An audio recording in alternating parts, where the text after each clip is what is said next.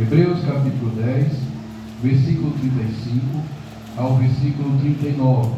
Gostaria que todos os irmãos abrissem suas Bíblias, nos acompanhem a leitura, para melhor compreensão. Diz assim, todos acharam?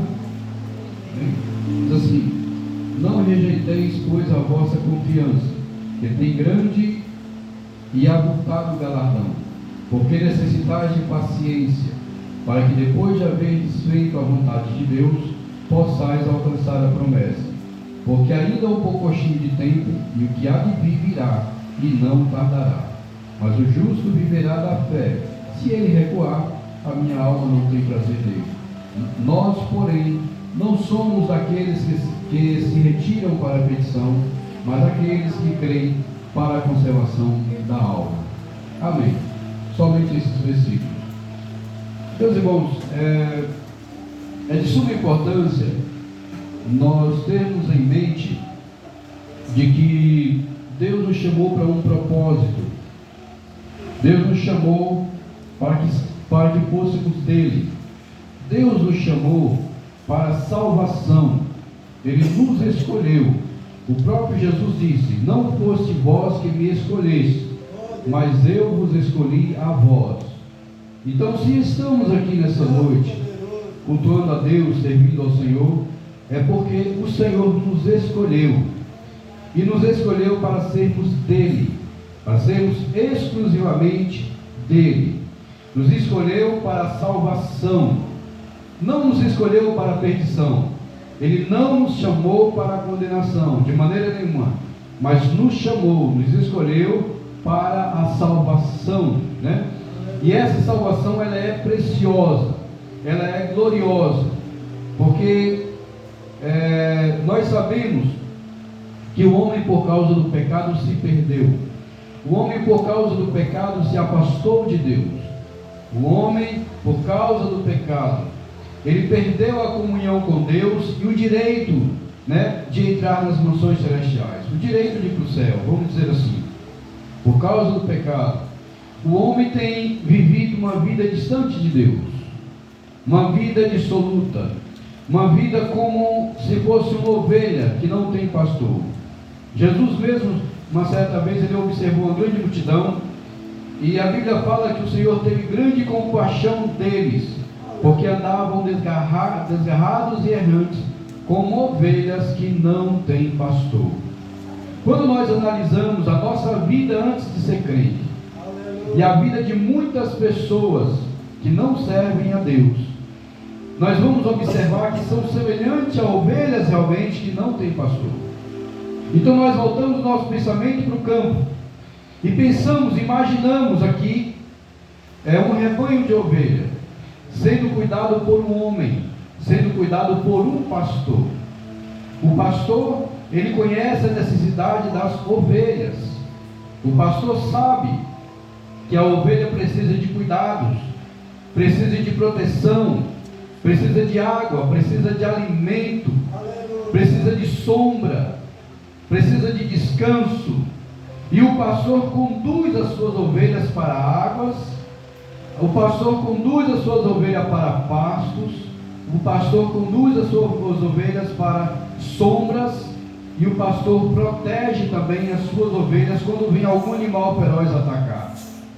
Então as ovelhas que estão sob os cuidados do pastor, ela tem todos esses benefícios. Tem sombra, tem água, tem comida, tem proteção. Mas quando uma dessas ovelhas vem a se desgarrar e se perder, ela fica ao léu, ela fica à mercê dos animais ferozes do campo, ela fica à mercê dos espinhos, ela fica à mercê de uma correnteza de água, ela fica à mercê de falta de alimento, de falta de proteção, falta de cuidado, porque está longe do rebanho, está afastado do rebanho, não está junto ao seu pastor. E ela fica desgarrada, indo para lá e indo para cá, porque ela não sabe voltar, porque ela não sabe onde tem água tranquila, porque ela não sabe onde tem pasto, ela não sabe se defender. E ela fica ali em grande perigo, porque a qualquer momento, a qualquer hora, pode um lobo, pode uma onça, um leão, qualquer animal feroz atacar e devorá-la. Então, quando a ovelha está desgarrada, a ovelha está sujeita a tudo isso. Assim é a pessoa, quando está no mundo, ela está sem os cuidados do pastor, que é Jesus Cristo. O salmista diz: o Senhor é o meu pastor, nada me faltará. Então a ovelha está lá no campo, a ovelha está perdida, se desgarrou, está longe do pastor, ela está sujeita a tudo isso. Quantas pessoas estão batendo em portas por aí, na porta das bebidas, na porta das drogas, na porta de tantos lugares, portas erradas, caminhos errados, à procura de proteção, à procura de paz, à procura de consolo, à procura de alimento para a sua alma, e não encontra. Pelo contrário, é só um vazio que existe em seu coração, é só a angústia, é só a tristeza, é só a amargura. Por quê?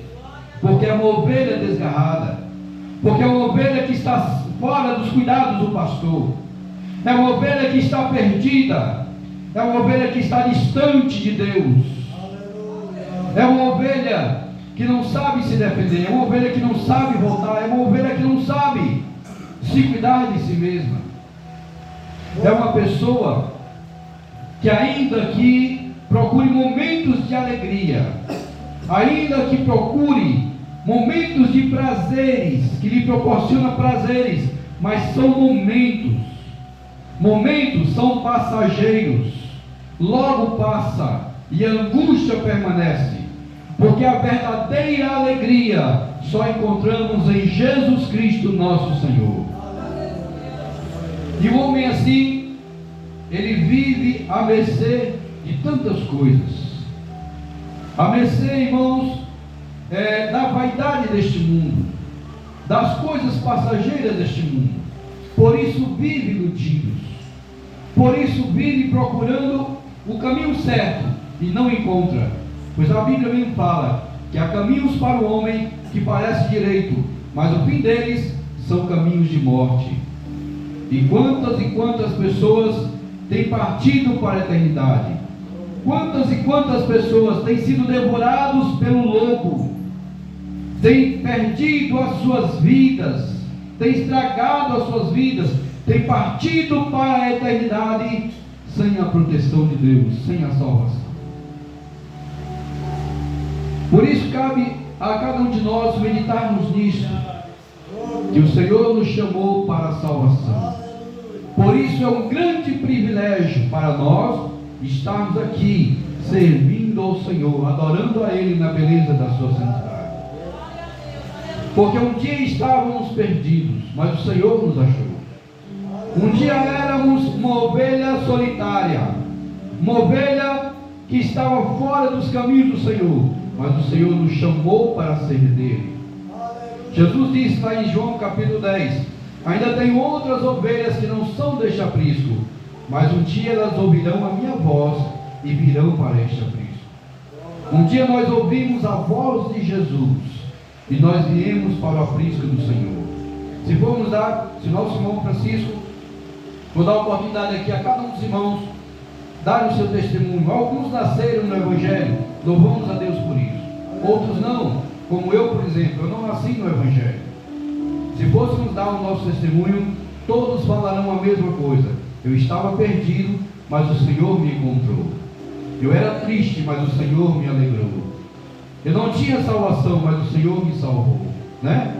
Eu vivia na vida de pecado, mas o Senhor me libertou do pecado. Porque o Senhor nos chamou para a salvação da nossa alma. Glória a Jesus.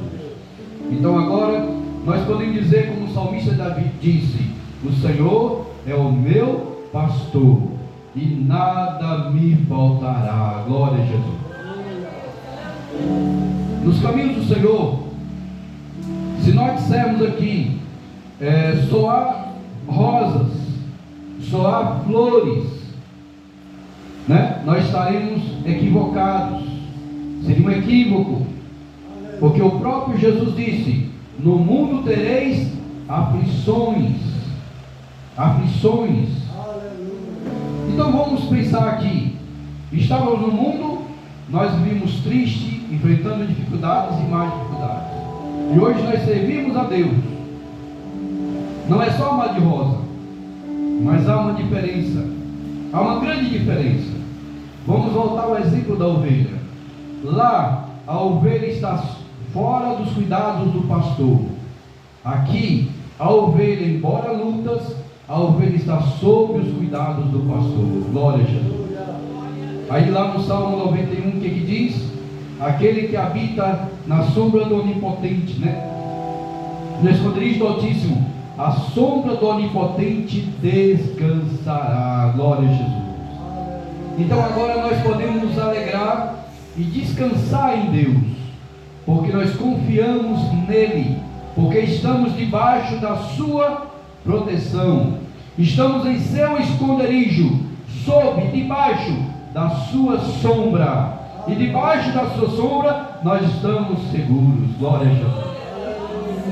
Embora venha a luta, embora venha a dificuldade, embora venham as tribulações que nós enfrentamos dia após dia, mas em meio às lutas, em meio às tribulações, nós descansamos e dizemos: o Senhor é o meu pastor e nada me faltará. Glória a Jesus. Porque Deus abre porta onde não tem porta. Deus supre as nossas necessidades. O Senhor cura as nossas feridas. O Senhor tira a tristeza dos nossos corações. O Senhor nos faz renovar a cada dia a nossa esperança, a esperança que nós temos da vida eterna. O Senhor renova-nos a cada dia e dia após dia, na sua gloriosa presença. E assim, de cabeça erguida e cheios de vigor, nós dizemos: o Senhor está comigo e eu vencerei todas as batalhas. Glória seja dada ao nome de Jesus. Porque o Senhor é o meu pastor, nada me faltará. Glória a Jesus. Deitar-me paz em verdes pastos, como diz o salmista. Guia-me mansamente a águas tranquilas, refrigera a minha alma. Guia-me pelas veredas da justiça, por amor do seu nome. Prepara para mim uma mesa perante os meus inimigos. Unges a minha cabeça com óleo e o meu cálice transborda. Glória a Jesus. E o salmista conclui o salmo dizendo: certamente que a bondade e a misericórdia me seguirão todos os dias da minha vida, e habitarei na casa do Senhor por longos dias. Glória a Jesus. Então assim, um crente, debaixo da proteção de Deus, tendo a salvação da sua alma, ele pode dizer: a bondade e a misericórdia do Senhor vão me acompanhar todos os dias da minha vida. Eu achei interessante o nosso irmão contar uma parte do seu testemunho. Eu fiquei assim meditando e achando muito importante. Aceitou a Jesus em 1968, não é isso? 68. Quantos anos tem? Quantos anos tem? Se o irmão fosse contar a sua história, ele iria contar muitos momentos de lutas e de tribulações. Mas ele iria dizer também: em meio a todos esses momentos de luta e tribulações, eu descansei no Senhor, e o Senhor me deu vitória até aqui. Glória a Jesus. Porque a bondade e a misericórdia nos seguirão todos os dias da nossa vida, e habitaremos na casa do Senhor por longos dias. Então eu volto a dizer aos irmãos que é um privilégio ser crente, é um privilégio servir a Jesus, é um privilégio abandonar o mundo, deixar as coisas dessa vida. Esse mundo é passageiro. Tem tantas pessoas iludidas, irmãos, tantas pessoas batendo no peito, dizendo: minha conta bancária está cheia, tenho um carro zero, eu tenho uma casa no condomínio muito boa, não me falta nada. Para que eu quero igreja? Para que eu quero ser crente? Para que eu quero Jesus? Para que eu quero esse negócio? Mas não sabe que tudo isso é passageiro. Não sabe que todas essas coisas é passageira. Que dentro da sua alma, dentro do seu coração, existe um vazio, que só pode ser preenchido por Jesus e mais ninguém. Muitas pessoas estão equivocadas, estão iludidas, né? Aí quando chega na hora da morte, que vai para o leito, se lembra de Deus. Meu Deus, tem misericórdia. Quantas pessoas, né, irmão? Bate no peito. E durante a sua vida, na sua arrogância, diz: eu não preciso desse negócio de ser crente. Não preciso de ser crente, não preciso de Deus, não preciso de nada disso. Daí a pouco vem a enfermidade e vai para o leito de dor. E quando chega lá, o dinheiro não pode restaurar a sua saúde. Pode pagar bons hospitais, bons exames, bons remédios, boa operação, pode pagar tudo, mas não paga a sua saúde, não compra a sua saúde, não compra nada disso. E pior ainda, o dinheiro não pode comprar a salvação. E a salvação, ela foi dada gratuitamente por Jesus lá na cruz do Calvário. Por isso que nós louvamos a Deus, que nós não temos nenhuma condição, nós não temos de maneira nenhum recurso que possa pagar o preço da salvação, mas nós recebemos de graça. O Senhor nos deu gratuitamente, e agora, sendo agraciados por Deus, tendo a salvação pela graça, nós agradecemos a Deus, porque Jesus nos escolheu, nos chamou, nos trouxe para o seu redil e nos diz: agora você é meu, agora você é minha. Glória a Jesus. E Jesus falou assim: todo que o Pai me dá virá a mim, e aquele que vem a mim, de maneira nenhuma eu lançarei fora. Jesus não nos lança fora, glória a Deus, porque Ele nos ama, Ele nos protege, cuida de nós. Ele mesmo disse: eu sou o bom pastor, e o bom pastor dá a sua vida pelas suas ovelhas. Então agora nós estamos aqui no redil do Senhor, agradecidos a Ele pela salvação da nossa alma. E ficamos pensando, mas essa salvação que foi dada gratuitamente, eu posso perder? Será que nós podemos perder a salvação? Será que a gente pode jogar fora a salvação? Lembra do versículo que eu acabei de citar? Jesus disse que de maneira nenhuma Ele nos lança fora, de maneira nenhuma o Senhor nos rejeita, mas nós podemos correr os riscos de jogar fora a salvação. Mas, irmão, o que é isso? Sim, é verdade. O texto que nós lemos em Hebreus, o escritor aos Hebreus, ele está exortando, a partir do versículo 19, ele está exortando aos irmãos hebreus para que eles permanecessem firmes em Cristo.